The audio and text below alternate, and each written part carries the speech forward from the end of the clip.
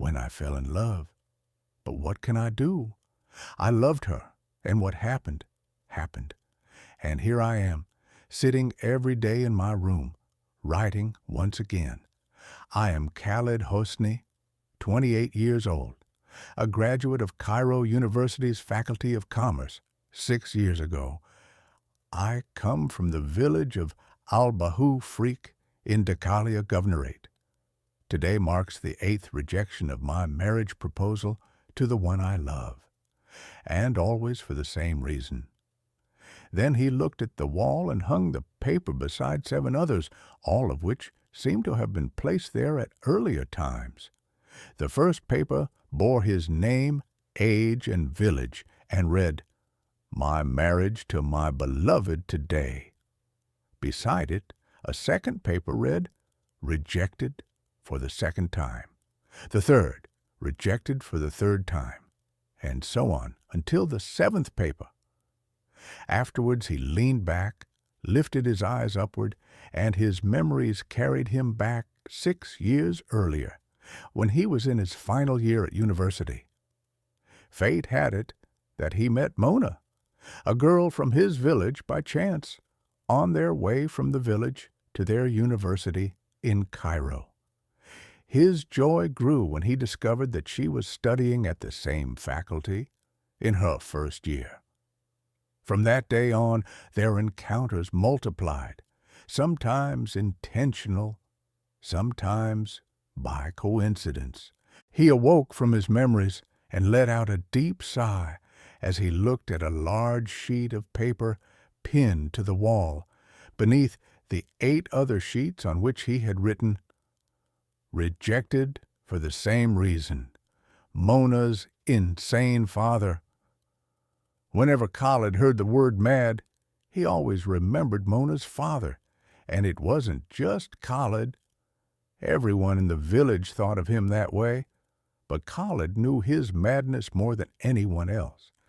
Ever since he finished his studies and resolved to propose to Mona, he was shocked, on his very first visit to ask for her hand, to find her father staring at him strangely and asking, "So, you want to marry Mona?"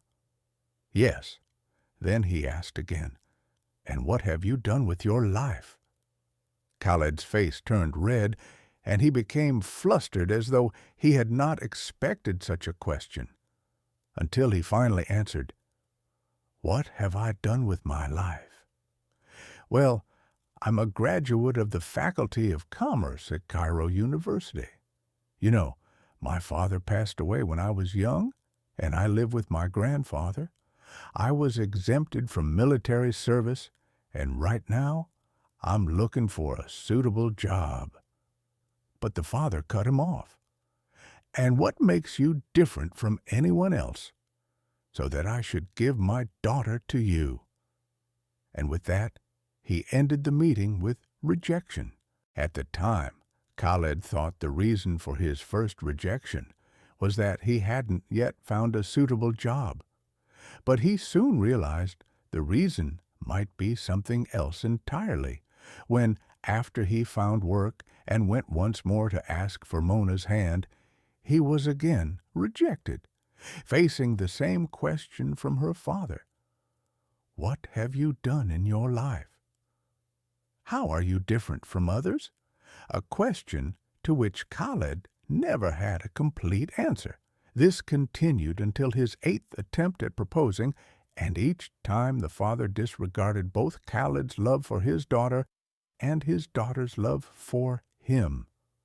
Finally, Khaled could no longer bear it and burst out, "I haven't done anything in my life. What do you expect me to do? You know you fought in 73, and you think that gives you the right to humiliate me. So you want a hero for your daughter? Tell me how I can become a hero. Should I go fight in Iraq just to please you?" Then he glared at him, anger burning in his eyes. "I will marry Mona. I will marry her. I will marry her, even if it's against your will." Everyone in the village knew of the man's strangeness. He wanted to marry off his only daughter to someone unique. But what kind of uniqueness was this? Nobody knew. All they knew was that his daughter's fate would be spinsterhood as long as her father was the same stubborn man. Still, Khaled did not surrender. His mind was filled only with the thought of finding that thing which would make him unique, something that would make him worthy of Mona in her father's eyes. But what was it? He had no idea, and so he resorted to prayer, begging God to take her father's life. Although Khaled was known for his cheerful spirit and light-heartedness, his love for Mona and her father's constant rejection draped his face in sorrow. His grandfather, who was nearing 80 years old and had lived with Khaled ever since his parents' death, noticed his grief after the last rejection. He approached him and asked, "Are you still upset?" "By now, you should be used to it." Khaled replied, "I can't imagine seeing her with anyone else. I don't know what her father wants. Doesn't he realize the age of miracles has ended? And you'll just sit beside me like that with your hand on your cheek? Then what should I do?" His grandfather laughed teasingly. "Well, you might as well bury yourself in the underground crypt." Khaled's eyes suddenly lit up as though he had remembered something. The crypt. Then he continued, "Grandfather, do you remember when I was little, and whenever I cried, you would tell me the story of the crypt beneath our village, and how you went down there more than 50 years ago?" His grandfather smiled, remembering. "Of course I remember, back when you used to cry. Do you want me to remind you of your childhood days?" Khaled laughed. "No. Tell me about the crypt and how you went down there." His grandfather fell silent for a moment, reminiscing. "Ah, those were days long gone. We were 4 young men who loved mischief, and we heard many tales about a treasure hidden in a crypt beneath the village. They said that long ago the crypt had been a great storehouse for the rich during times of invasion. Everyone knew the crypt really did exist, but no one dared to go down there, because it was rumored to be haunted by jinn, and whoever entered would never return. But we laughed off all that talk and insisted we had to go down. We knew the crypt's entrance was in an abandoned house in the village, blocked by a huge stone. One night we relied on God and secretly went to that house. We managed to push aside the rock and began to descend one after another, each of us carrying a kerosene lamp. After going down a long staircase, we found ourselves in a tunnel. We walked a few steps into it until we could hardly breathe any more. Suddenly, all the lamps went out at the same time. One of us screamed, "A demon!" And right after that, each one of us grabbed his tail between his teeth and bolted out, bumping into each other as we ran. From that night on, no one ever thought of going back down. Khaled laughed. "But still, it remains a good memory. At least you weren't afraid to go in, even if you did end up running away with your tails between your teeth." His grandfather raised his eyebrows jokingly. "Don't you go telling anyone about our tails story." After that, Khaled returned to his room and tried to sleep, but he couldn't close his eyes. He kept thinking about what his grandfather had told him. He knew it all sounded like a legend, yet the crypt really did exist, and his grandfather had never lied. Then suddenly his eyes turned to the paper on which the reason for Mona's father's refusal was written. He wants someone unique, someone who satisfies his madness.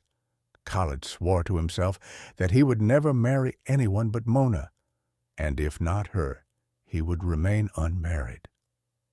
Then he raised his voice. "So, What if I went down into the crypt? What if there really is a treasure in there? Then he fell silent, as though another voice inside him was challenging him. Treasure? That's nonsense. Don't forget the crypt is haunted by spirits and ghosts. But again he countered himself. If you're a coward, then you don't deserve Mona. Are you really satisfied with this life? A commerce graduate working in a job that has nothing to do with commerce. You studied 4 years only to end up in a drugstore warehouse. If it weren't for living with your grandfather, your salary would barely last you half the month. If you love Mona, then prove to yourself and to her that you truly love her. If you find that treasure, you'll be the most famous man in this village. No, in all of Egypt, maybe even the whole world. And if you don't, at least you'll have tried. Then he jumped from his bed, pulled out Mona's picture, looked at it, and said firmly, I will go down into that crypt. I'll go, no matter what happens. And if your father is mad, then many times I am madness itself.